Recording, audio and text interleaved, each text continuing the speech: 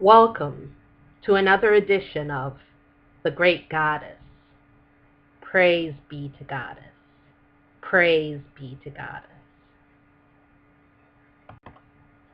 In this edition, I want to clarify further the principles of the masculine and the feminine.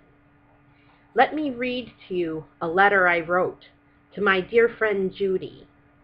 In it, I explain further the principles of masculine and feminine.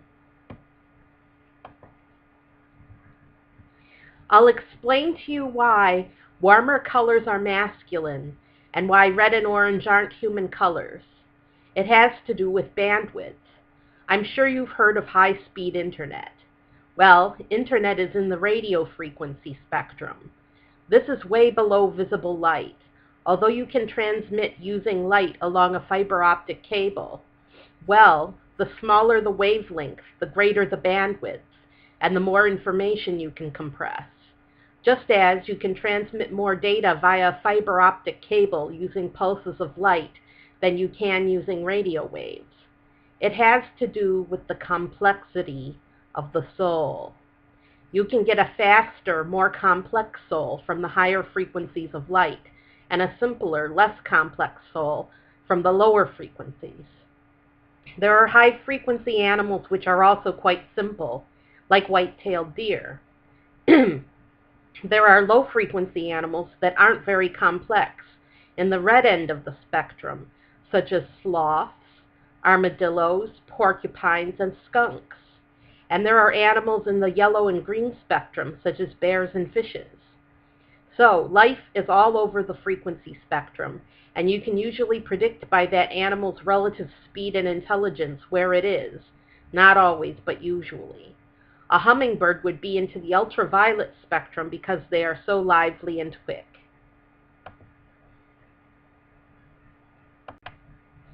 For humans, it has to do with the relative size of the soul versus the frequency of light where they fall on the spectrum. There may be those rare human souls, very rare, who fall in the red-orange end of the spectrum. They would have to be massive spirits, very large, to equal the intelligence of a spirit in the ultraviolet spectrum, say, and they would be equals. Then there would also be massive souls in the ultraviolet spectrum, but those are very rare. They would be individuals of rare intelligence, like geniuses. But most humans would fall into the visible blue spectrum. There are both male and female spirits all over the spectrum. Hence, every person has two genders. The masculine souls, both male and female, are relatively slow, plodding, but not necessarily less intelligent, and heavy, if not physically, then mentally and emotionally. The feminine souls, both male and female, are lively and quick, and relatively lighter and or smaller. Blue seems to be the average color. This is also predicted by yin-yang. Yang energy is white, indicating visible light, and is masculine. Yin energy is black, indicating invisible light, or ultraviolet, which is above human vision, and is considered feminine.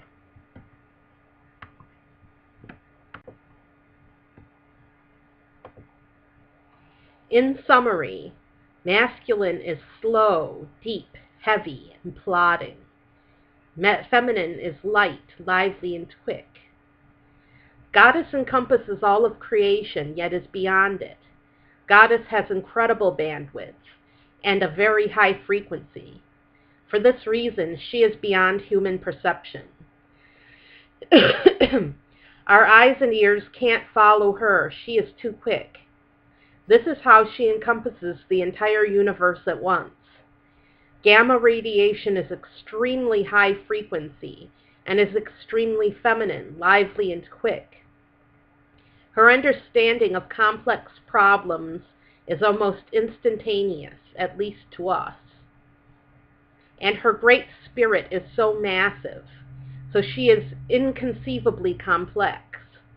We cannot decipher her mystery, but the background radiation of the universe is gamma radiation.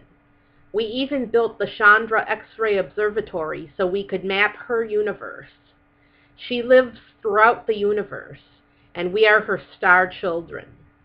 There are angels of every size, shape, and frequency, some animal, some human, and some above human, living throughout her universe. That's the best I can explain it to you. One note, hunters really like the color orange. Orange is the most visible wavelength of light to human eyes. Orange is a relatively masculine color, and hunting is a masculine activity.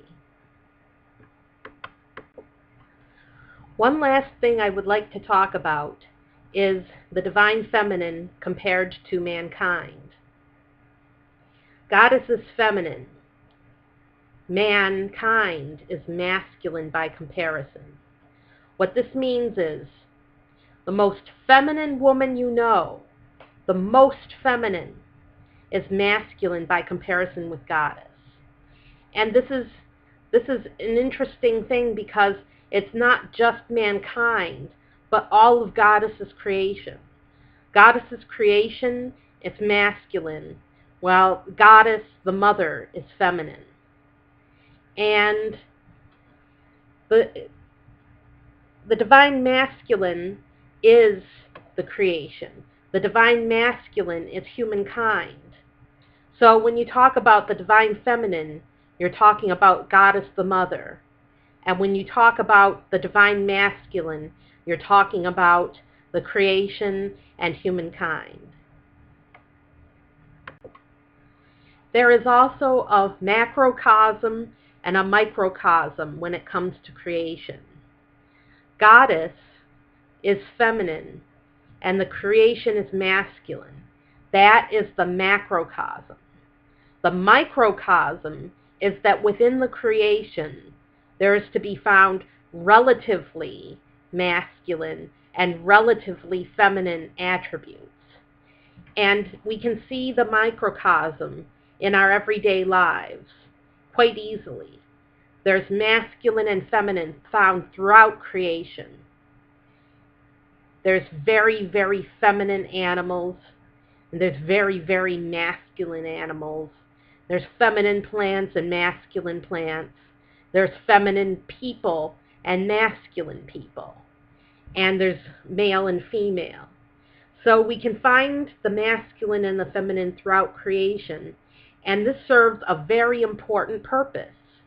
Because we find the masculine and feminine throughout creation, we also know about Goddess, because the microcosm reflects the macrocosm.